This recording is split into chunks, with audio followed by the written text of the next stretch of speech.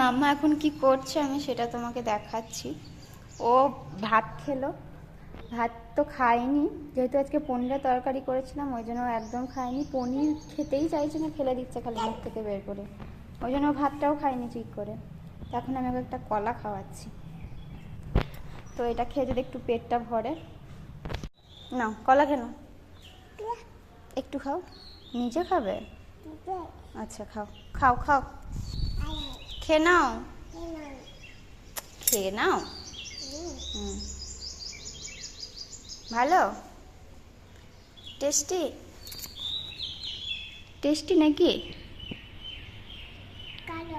কলা খাও, দাও। একবার করে খাচ্ছে আর আমাকে ধরিয়ে দিয়ে যাচ্ছে, আবার খেলছে একটু আবার আসছে না গো।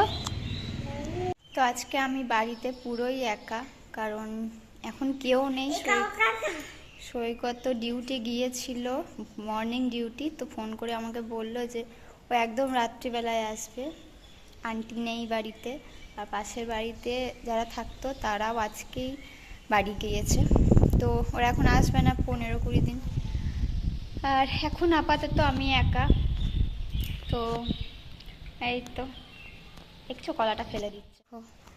কারেন্ট চলে গেছে, এবার একটু বাইরে এসেছে দুপুরে খাওয়া দাওয়া করে।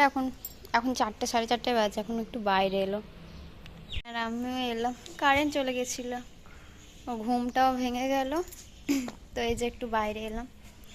মনটা একটু খারাপ আসলে, আমার বৌদির শরীরটা একটু খারাপ, তো সেই জন্য একটু মনটা খারাপ আছে এটাই। ওইদিকে খেলছে এখন না গো। দেখো মাথার এখানটা অনেকটা শুকিয়ে গেছে আর একটুখানি আছে। দেখি মুখটা, মুখটা দেখি, এবারে বাবালে,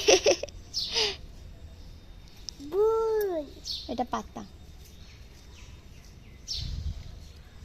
পাতা, এটা পাতা।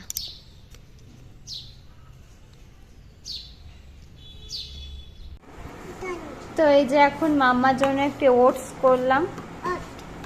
কি এটা খাবে?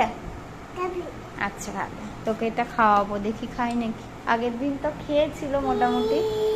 হ্যাঁ মা, একটু গরম একটু ঠান্ডা হোক, দেখি আজকে খাই নাকি। হ্যাঁ দেবো তো, একটু ঠান্ডা হোক। তো এখন 9:30 বাজছে, অনেকটাই রাত হয়ে গেছে। 9:30 বাজছে, অনেকটাই রাত হয়ে গেছে এখন।